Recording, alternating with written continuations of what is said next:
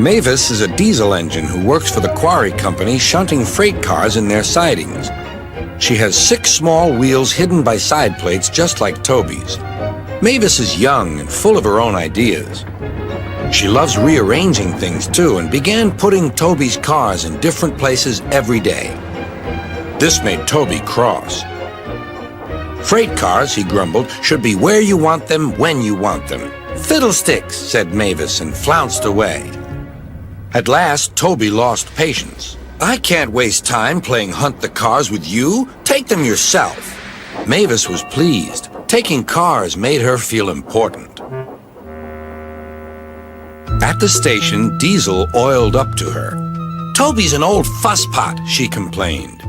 Diesel sensed trouble and was delighted. Toby says only steam engines can manage freight cars, continued Mavis.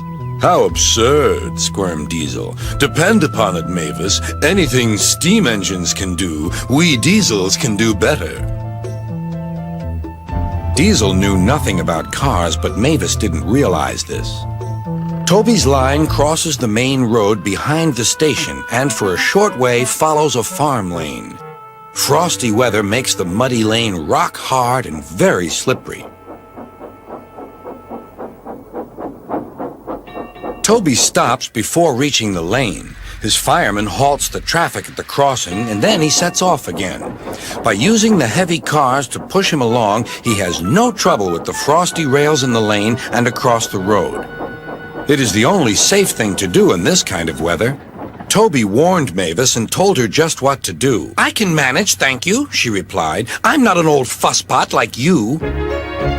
The freight cars were tired of being pushed around by Mavis. It's slippery, they whispered. Let's push her around instead. On, they yelled. Mavis took no notice. Instead, she brought the cars carefully down the lane and stopped at the level crossing. All traffic halted. One in the headlamp for fusspot Toby, chortled Mavis. But Mavis had stopped in the wrong place.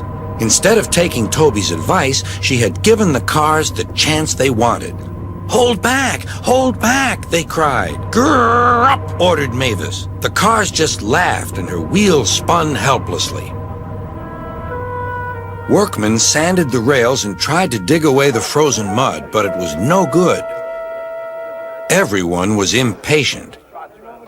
Grrr, wailed Mavis. Toby was in the yard when he heard the news. I warned her, he fumed. She's young yet, soothed his driver, and she can manage her cars herself, interrupted Toby. They're your cars, really, his driver replied. Mavis is supposed to stay at the quarry. If Sir Topham Hatt finds out... Yes, said Toby thoughtfully. He and his driver agreed that it would be best to help Mavis after all. An angry farmer was telling Mavis just what she could do with her train. Having trouble, Mavis? Chortled Toby. I am surprised. Gosh, said Mavis.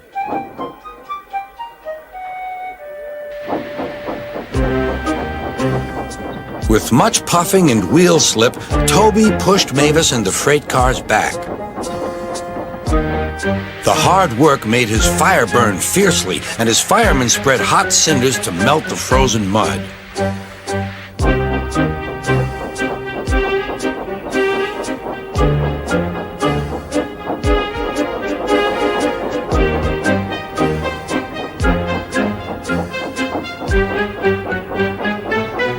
At last, they finished. Goodbye, called Toby. You'll manage now, I expect. Mavis didn't answer. She took the cars to the sheds and scuttled home to the quarry as quickly as she could.